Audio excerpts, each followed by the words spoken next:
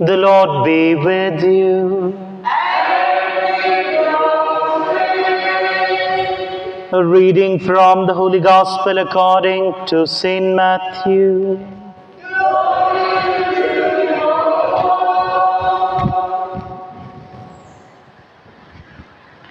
At that time, while Jesus was speaking to the people, behold, his mother and his brethren stood outside, asking to speak to him.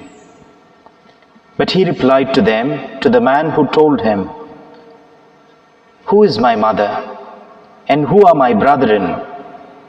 And stretching out his hand towards his disciples, he said, "Here are my mother and my brethren.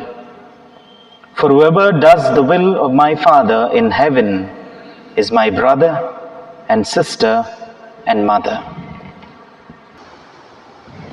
The Gospel of the Lord. Praise God, Jesus Christ. My dear brothers and sisters in Christ Jesus, as we listen to the Gospel of the day, we draw two lessons from Christ. The first lesson that we draw from the Gospel of the day is, for Christ, the will of God is above everything and above everyone. There isn't anything that can equate to the will of God.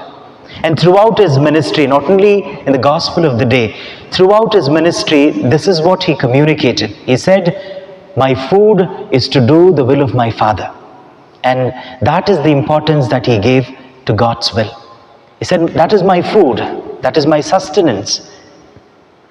And when he spoke about his ministry, he said, "I have come to do the will of the one who has sent me." And he asked us to pray for that will. When he taught us to pray, he said, "Thy kingdom come, thy will be done." And not only he asked us to pray, he also prayed for that will to happen to him in the Garden of Gethsemane. He said, "Father, not my will, thy will be done." Perhaps that is one of the hard times for Christ to accept God's will.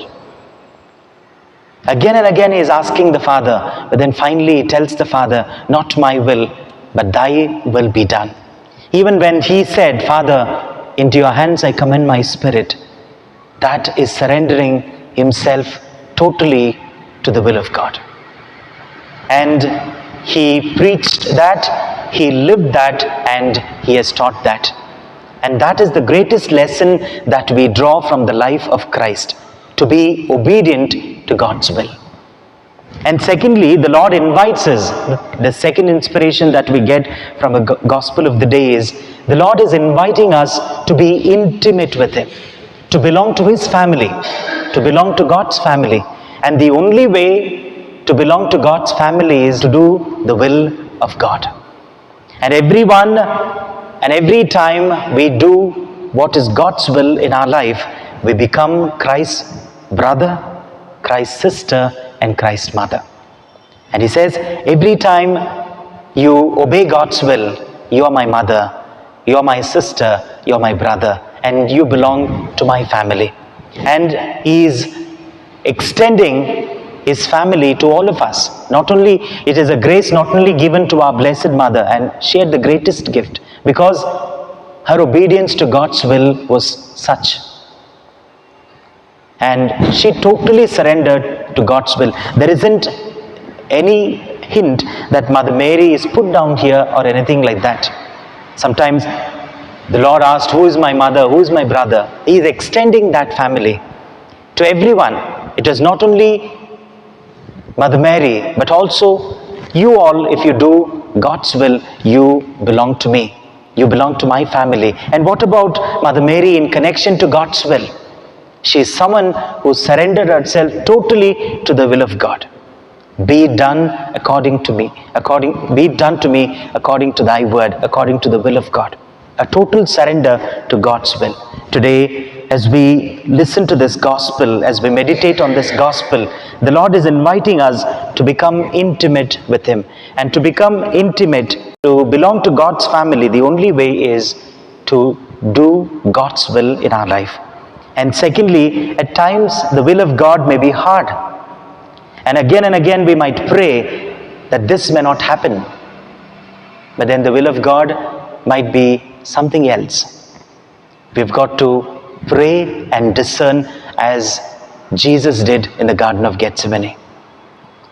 When he went again and again and prayed, he comes out and sees his disciple, asks them to pray. Again he gets inside, again he prays.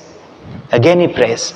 And finally he surrenders himself to the will of God and comes out. And at times it is hard for us to accept God's will in our life. But then every time we accept God's will in our life, it always brings us glory. It always brings us success. With that faith in the words of Christ, with that confidence in Christ, let us ask the Lord to give us the grace to surrender ourselves to God's will.